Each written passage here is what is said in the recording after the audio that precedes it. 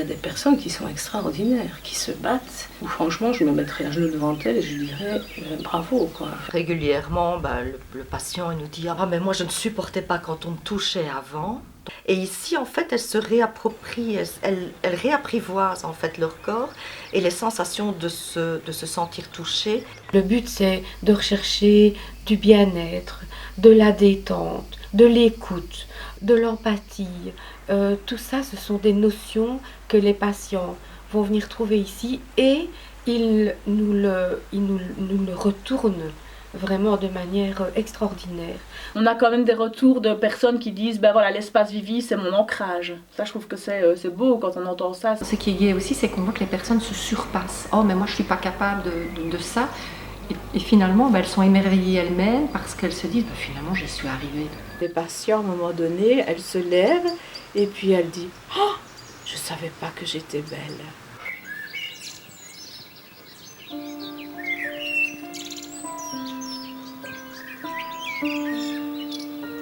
À l'âge de 33 ans, le 1er janvier, exactement en 2015, j'ai senti une boule à mon sein.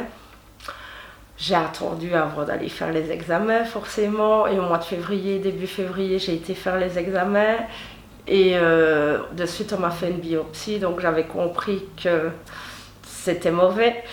Et le 13 mars 2015, on m'annonçait qu'on allait devoir faire l'ablation du sein. J'ai commencé ma première chimio le 1er avril 2015, un beau poisson d'avril. Ouais. Donc là, j'ai rencontré les infirmières et là-dessus, on m'a parlé de l'espace Vivi. Je pense que l'oncologue m'en avait parlé, mais je pense que j'ai zappé. Je suis kinésithérapeute.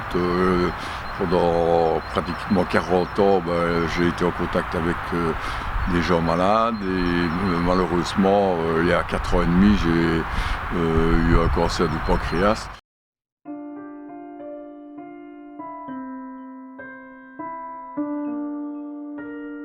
Les contacts que j'ai eus avec différents médecins m'ont permis d'entrer en contact avec l'espace Vivi, qui je pense est un espace de rencontre et de parole.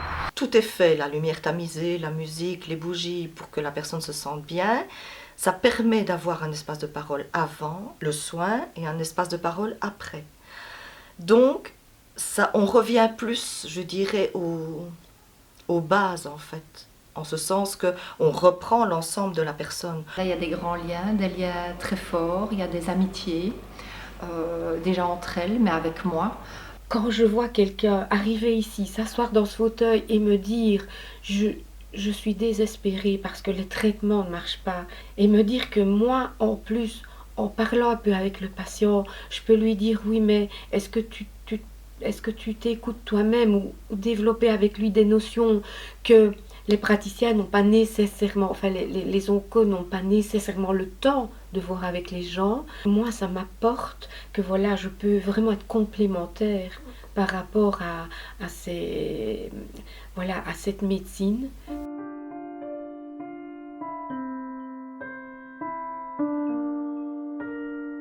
Je suis infirmière de formation, donc je suis retraitée depuis 3 ans maintenant. J'ai travaillé donc la fin de ma carrière en oncologie et c'est à ce moment-là que le parcours de vie des gens m'a vraiment très fort touchée et donc j'ai souhaité au-delà de leur apporter des traitements qui bien sûr les soignent mais ne sont pas toujours des traitements agréables à supporter, j'ai souhaité leur apporter autre chose au niveau bien-être. Le responsable du service de l'époque qui était le docteur Hassan Kalantari m'a donné l'aval pour commencer à réfléchir, à voir comment on pouvait créer cet espace bien-être et le projet a vraiment démarré lorsque en 2012 on est allé écouter une conférence. On était à plusieurs ici de l'hôpital. On est allé écouter cette conférence sur les médecines intégratives, sur les techniques de soutien ou traitement de chimiothérapie, enfin traitement pour les cancers. Et en revenant dans le train, le docteur Barbeau nous a dit maintenant voilà, il faut vraiment qu'on parte, qu'on doit y aller. Donc ça s'est petit à petit mis en place, le CHR a accepté de nous offrir ce local-ci, ici donc dans le CRF, avec tout ce qui va avec. Donc on a l'eau, l'électricité, le chauffage, une connexion internet, on a le téléphone. Donc voilà, on a été accueillis dans ce local qui nous a été permis de rénover à notre vraiment comme on le souhaitait. Maintenant, ce n'est pas l'hôpital non plus qui a financé la remise en ordre du local. C'est nous-mêmes qui avons trouvé les fonds pour faire de ce local ce qu'il est aujourd'hui, parce qu'il est comme ça depuis le début, le local. Et puis alors voilà, c'est en 2013. L'espace a débuté avec des soins donc de massage et des soins esthétiques.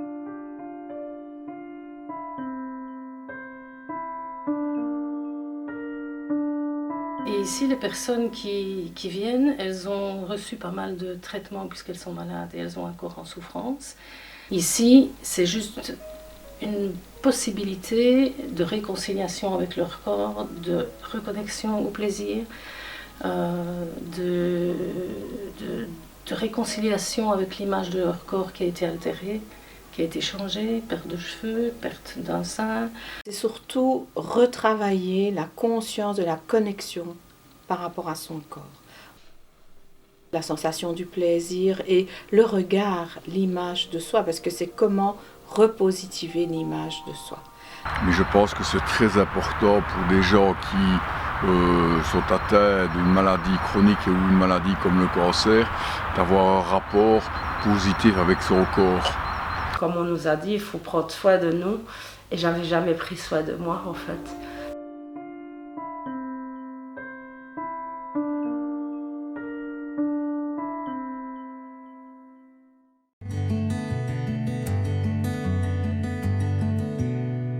Les soins apportés ici au sein de l'espace, c'est principalement le soin du visage dans le concept du bien-être.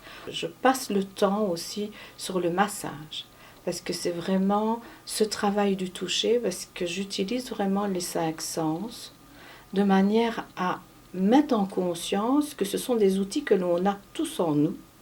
Et c'est comment on va les réutiliser pour retrouver l'énergie et donner aussi, quand on se repose chez soi, un autre sens à ce moment de repos.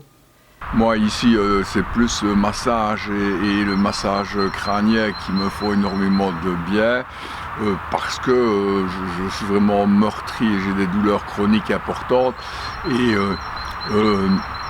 c'est soit dans un cadre calme, paisible, où on associe la lumière aussi, est vraiment très, très, très apaisant pour le corps. Pour l'odorat, je travaille des huiles essentielles que je n'applique pas sur la peau. Ça passe par l'odorothérapie. Donc c'est vraiment stimuler l'odorat de manière à aussi se dire « Ah oui, ça j'aime bien ». Oui, ça va être la musique, mais ça peut être le silence. Donc c'est comment chez vous, vous pouvez trouver aussi à dynamiser cette conscience qui est l'ouïe et qui va vous apporter quelque chose de ressourçant quelque part. C'était pas ma priorité l'esthétique, mais c'est vrai que c'est un soin de confort, quoi.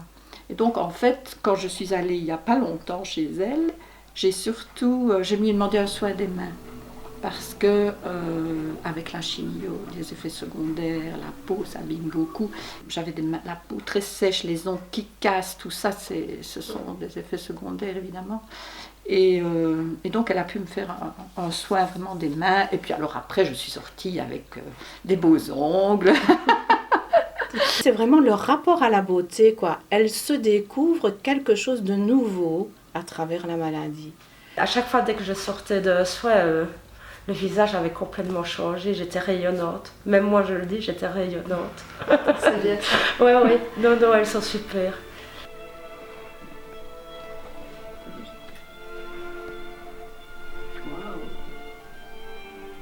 Je me demande si je ne vais pas sortir d'ailleurs.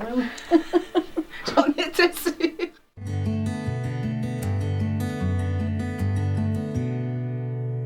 Est-ce que ça t'intéresserait de venir donner des séances de réflexologie à l'espace?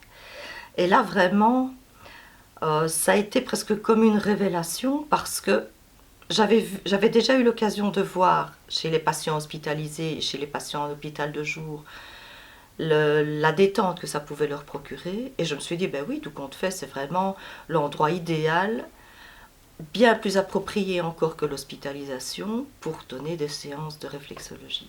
Ce qui a été extraordinaire et qui a été en fait le début, c'est que lors d'une de mes chimios, j'ai rencontré Martine, qui fait de la réflexologie et qui vient dans le service pendant qu'on est en chimio. Et là, alors, elle m'a proposé un soin et j'ai accepté. Le contact est tout de suite vraiment très bien passé. Parce que Martine est quelqu'un d'extraordinaire, d'une douceur vraiment merveilleuse. Donc là, dès que j'ai eu mon premier soin, j'ai trouvé que c'était vraiment quelque chose. Ça m'a fait un bien fou. Ça m'a détendu beaucoup pendant ma chimio. Et du coup, chaque fois que je revenais en chimio, je demandais si je pouvais voir Martine. Chaque fois, j'en ai un bienfait, mais immense, immense. Il m'arrive même de m'endormir pendant une réflexologie.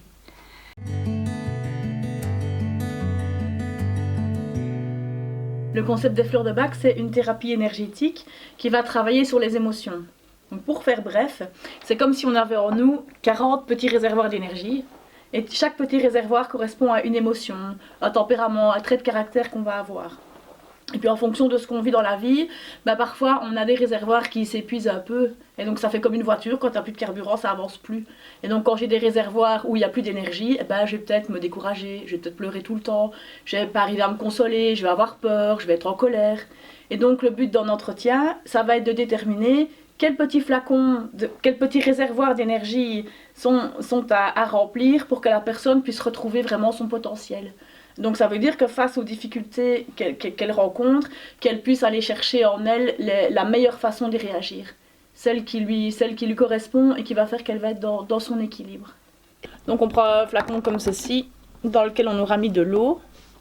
Et puis je vais prendre un petit flacon de concentré. Et puis dedans, je vais mettre 2 gouttes. Et je vais faire ça comme ça pour chaque fleur. Et dans un flacon, on peut mettre jusque 7 fleurs. Donc cet état d'esprit différent, cette émotion, cette façon qu'on a de réagir par rapport aux difficultés du quotidien. Et puis alors c'est un spray. Et donc on va prendre ça simplement en bouche. J'ai aussi été en fleurs de Bach avec Ariane. Et là aussi j'ai été très, très contente parce que en parlant avec elle, elle pouvait me dire « Ah ça ce serait intéressant pour cet aspect-là. » de ma difficulté, en fait, des difficultés que je peux éprouver, de la douleur ou bien de l'angoisse par rapport évidemment aux suites d'une opération, par rapport aux suites de comment est-ce que ça va se passer dans l'après, est-ce que oui j'ai été opérée, oui j'ai fait de la chimio, oui j'ai un traitement qui continue, mais est-ce que c'est vraiment fini ? Pour moi, en fait, pour guérir d'une maladie ou pour pouvoir se battre contre un cancer, il faut avoir le moral, et ça, c'est reconnu. Et donc, parfois, on ne l'a pas, parce que c'est difficile, parce que c'est traumatisant, parce qu'on a peur, parce qu'il y a toutes les émotions qui se mêlent, il y a toutes nos peurs qui arrivent à ce moment-là, et tout ce qu'on a peut-être pu cacher ou se cacher à soi. Il y a tout qui réapparaît, et donc arriver à faire face quand on est dans énormément d'émotions, c'est difficile. Et en prenant les fleurs, on a une aide. Je dis les fleurs c'est comme une amie qui te tient la main et qui t'aide à avancer. Elle fait rien pour toi mais elle est là et elle t'aide. Parfois j'ai besoin d'aide, je demande de l'aide à mes amis. Et ces gens-là, ces personnes-là, elles ont aussi besoin par moment d'aide et si elles peuvent en recevoir ici, c'est magnifique. Elles sont impeccables, les dames que j'ai rencontrées là-bas, toutes, franchement. Mais je dois dire que c'est en général, même dans tout le service, que ce soit en radiothérapie, elles sont vraiment humaines, c'est vraiment, on sent quand même que, même au niveau de l'hôpital, c'est quand même des gens qui ont une formation, franchement, en tous les cas, moi, toutes les personnes que j'ai rencontrées, elles ont vraiment la formation qu'il faut. Parce que, c'est quand même pas facile. On sait qu'on a un cancer qui est quand même assez sérieux, on a des soins parfois qui sont lourds, notamment la radiothérapie, les rayons c'est quand même lourd, c'est tous les jours. Le professionnalisme de toutes les équipes que j'ai rencontrées là, j'ai vraiment trouvé ça formidable. Il faut savoir qu'on a une équipe oncologique qui est absolument ouverte à tout ça, ce qui n'est pas le cas dans tous les hôpitaux, parce que parfois le corps médical n'est pas nécessairement ouvert à ce qu'il y a alternative.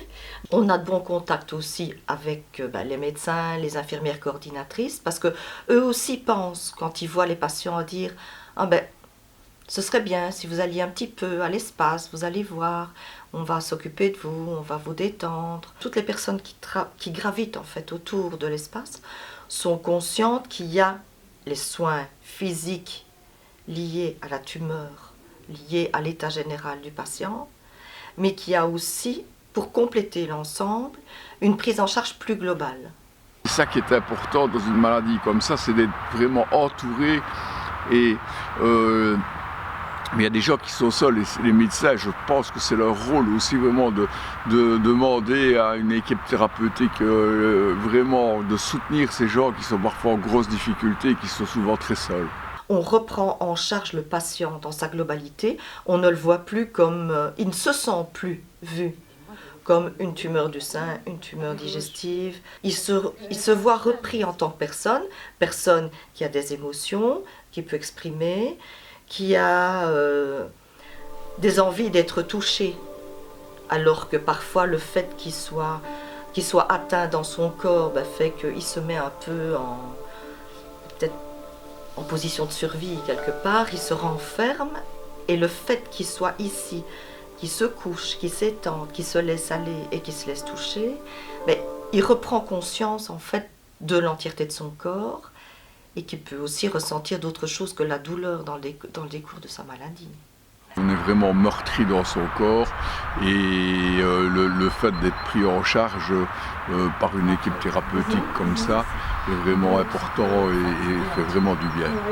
Les jours après la chimio et tout ça, on est quand même beaucoup plus fatigué. Tout ça aide quand même aussi. Les seuls moments où je craquais en général, c'était pendant les soins. Parce qu'on se laisse carrément, on se laisse aller. Moi, ça me détend, en fait. Vraiment, je déconnecte complètement. Et j'en trouve vraiment un bienfait énorme. Maintenant, c'est vrai que le jour où je le fais, parfois je suis fatiguée. Donc, c'est tout à fait normal. Parce que la fatigue, elle sort. Il y a des tensions qu'elle peut enlever, je vais dire, par le massage. Mais alors après, il y a une fatigue peut-être qui peut survenir. Alors je fais une sieste. En général, ce que les patients ont comme effet, c'est qu'ils sont apaisés. Donc il y en a chez qui ça fait moins d'effet. Et puis il y en a chez qui vraiment on a des effets très intéressants et qui disent oh, ma vie a changé. Parfois j'ai ce retour-là, je suis beaucoup plus apaisée, je prends les choses autrement, j'arrive mieux à faire face. Ce qu'elles reçoivent ici, ça peut renforcer l'efficacité des traitements, parce qu'une personne qui est bien dans son être reçoit mieux tous les traitements qui sont parfois difficiles à recevoir au niveau effets secondaires et tout ça.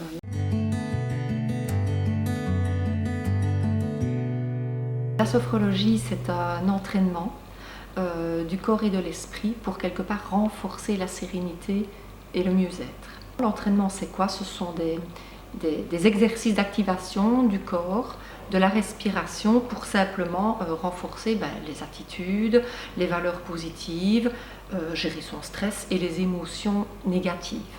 La sophrologie, ça apporte quand même longtemps parce qu'on peut le refaire chez soi. Et puis on peut partager. Partager parfois, j'ai eu des difficultés dans telle séance, là ça a été super bien, et on partage. C'est quelque chose d'extraordinaire parce on se retrouve avec toutes des personnes qui sont dans le même cas que vous, et en même temps, on a vraiment cette liberté de déposer ce qui est lourd pour soi. Donc, et tout ça dans le respect de chacun. Et Valérie est quelqu'un aussi qui est très très à l'écoute.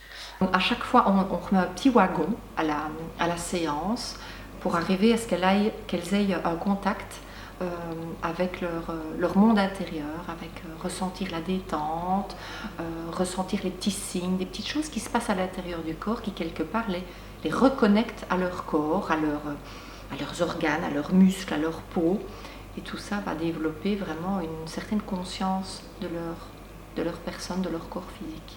C'était vraiment un échange, quoi, de ces sensations, de comment on le vivait, et on voyait vraiment un changement des personnes se sentaient mieux, des personnes qui avaient difficile de communiquer, qui pleuraient au début, après elles arrivaient à s'exprimer beaucoup mieux, on sentait vraiment que leur visage changeait, elles avaient un plus beau visage, voilà. C'est vraiment porteur. Au départ, c'est vrai que c'est toujours un petit peu, elles arrivent un peu anxieuses, avec des peurs, parce que bon, il y a quand même 10 personnes, et on se rend vraiment compte que dès la première fois, il y a un avant et il y a un après. On sent vraiment que les personnes se sont déjà posées, vraiment, elles se sont déposées et elles ont finalement déjà pu vivre un relâchement musculaire. Ce collectif, ça permet de rencontrer d'autres et de voir un petit peu aussi toutes les personnes, ce qu'elles vivent, comment elles le vivent et tout ça. Et on remarque quand même, moi j'ai remarqué après les 10 séances qu'il y avait vraiment du changement. Et toutes ces petites sensations, ces petits phénomènes, c'est un peu magique. Elles se rendent compte en fait que rien qu'elles seules, elles peuvent vraiment progresser et arriver à des résultats très surprenants auxquels elles ne pensent pas du tout. Et ça c'est ma motivation, parce qu'elles se surprennent dans elles-mêmes et elles ne savent vraiment pas les capacités qu'ils ont. Ils ne savent pas les capacités qu'ils ont en eux. En fait, on se rend compte que tout le monde vit la même chose, ou en tout cas souvent. On est tous un peu dans les mêmes difficultés, dans les mêmes angoisses, etc. En dehors des séances, je repense aux personnes avec qui j'ai fait qui sont là avec moi, qui participent. Et ça m'aide parfois, parce que je me dis, ah ben oui, mais une telle, elle vit aussi ça. Et bon, c'est réconfortant quelque part. Il faut surtout pas arrêter. Inspire, si je voulais dire expire, il faut expirer. D'accord, on te le dise.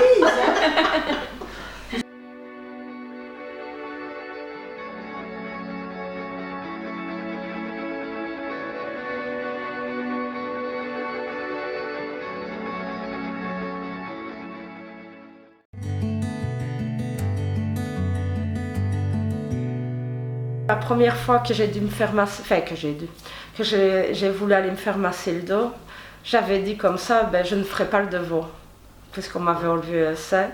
Et pour finir, Colette m'a tellement bien mise à l'aise, elle m'a pas forcée, mais il y avait tellement eu un bon feeling que je me suis laissée masser le dos et l'avant, quoi. Et voilà, elles ont des bonnes écoutes, des bonnes oreilles plutôt. Après l'opération, je ne me sentais pas vraiment bien dans mon corps, donc c'était difficile pour moi pas parce que elle allait me voir comme ça, mais simplement parce que c'était pas confortable en fait, voilà. Après la mammectomie, il faut quand même un petit peu le temps de se sentir bien, et puis physiquement, quoi, voilà, tout simplement. C'est un massage holistique, donc c'est un massage corps et âme. Ça veut dire qu'il touche la personne pas seulement au niveau de la couche extérieure, mais il touche la personne à la mesure de ce qu'elle dépose d'elle-même sur la table, il va toucher à l'intérieur. Bon, c'est un échange entre moi et la personne qui reçoit. Ça va vraiment au feeling, quoi. Elles font d'après ce qu'on dit, et elles nous décodent bien.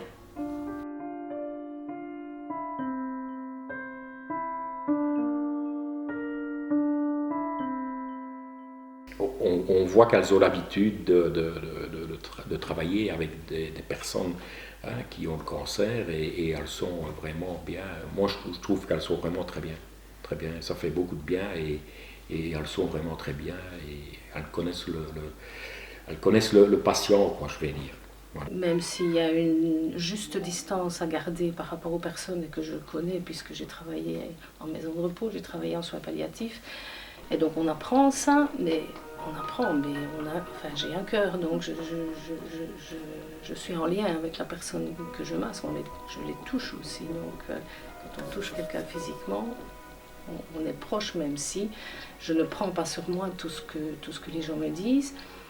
On ne rencontre de toute façon que des personnes qui sont chaleureuses et je dirais presque aimantes, parce que c'est vrai qu'il passe quelque chose, il faut passer quelque chose.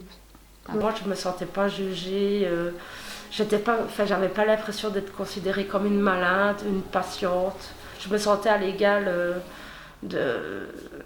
des personnes qui nous aident à l'espace Vivi. Ils sont heureux de venir ici pour venir chercher vraiment du bien-être, un moment qu'ils s'octroient à eux-mêmes, un moment qui va leur faire du bien, sans jugement. Et ça, c'est vraiment important, c'est ce que les patients recherchent. Ça nous aide à découvrir aussi ce qui nous fait plaisir. Et dans cette maladie, je pense que c'est fondamental, mais vraiment fondamental, de remettre le goût aux choses et comment retrouver du plaisir à la vie, parce que c'est comment refaire circuler la vie.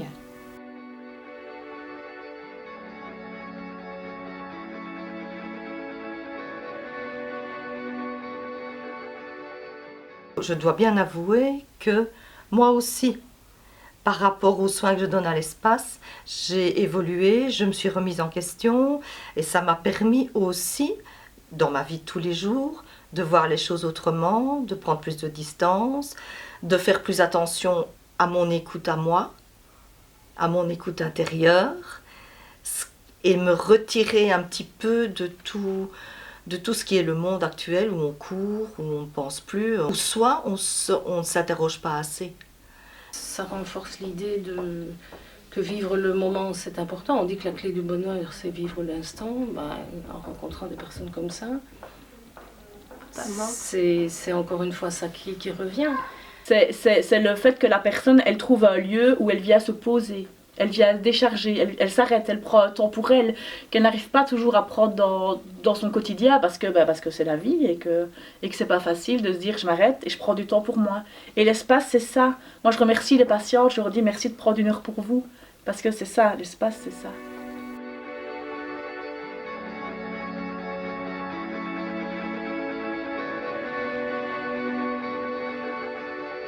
Il y en a certaines qui sont bénévoles, d'autres qui sont partiellement bénévoles. Donc il faut savoir que nous sommes rémunérés, mais nous faisons quand même une bonne part de bénévolat. Il y a beaucoup de personnes qui gravitent autour de cette ASBL et qui font un travail extraordinaire bénévolement. Ils font un travail extraordinaire dans la recherche des fonds, dans l'organisation d'activités justement pour trouver de ces fonds, du travail de secrétariat parce qu'il faut que ça soit fait aussi. Et c'est vrai que tout ce qui est administratif, organisation d'activités parallèles, d'abord demande de l'énergie, demande des moyens pour encore trouver des moyens pour faire fonctionner cet espace. Parce que on est perpétuellement en course, en recherche de fonds pour faire tourner l'espace. On est tout le temps un petit peu l'étau serré autour de la gorge parce que l'espace pour vivre, pour pouvoir être pérenne, l'espace a besoin de 70 000 € annuellement. Mais la pérennité du projet, moi ça m'inquiète un peu, parce que c'est un petit peu ça qui est un peu récurrent dans notre ASBL. Moi, je souhaiterais que l'espace puisse continuer parce que c'est vraiment important. Il faut que ce projet continue, qu'on puisse avoir le financement nécessaire pour pouvoir continuer et apporter ce soutien aux personnes, quoi.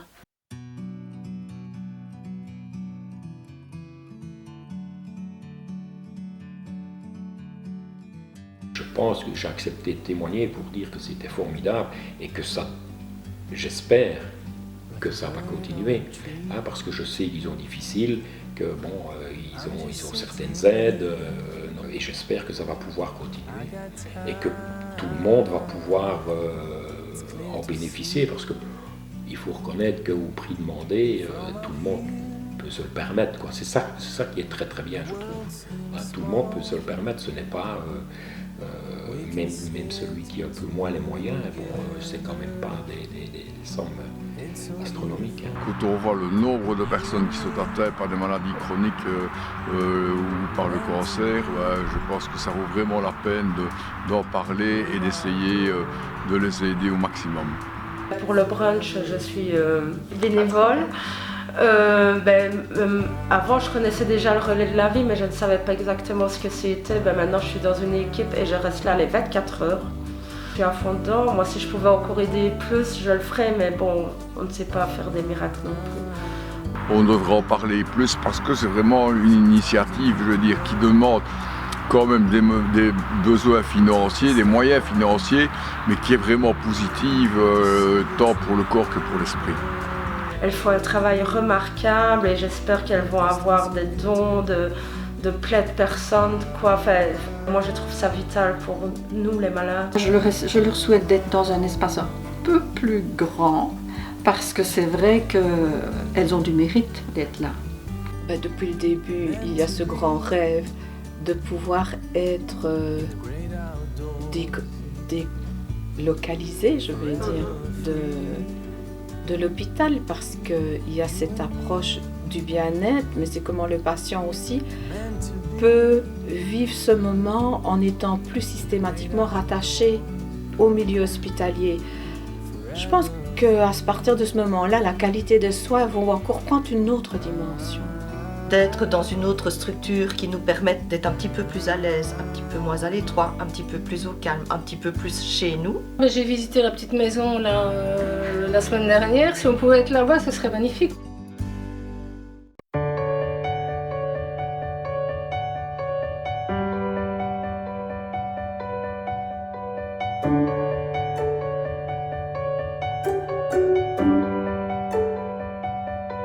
Cette initiative d'espace est quelque chose de magnifique.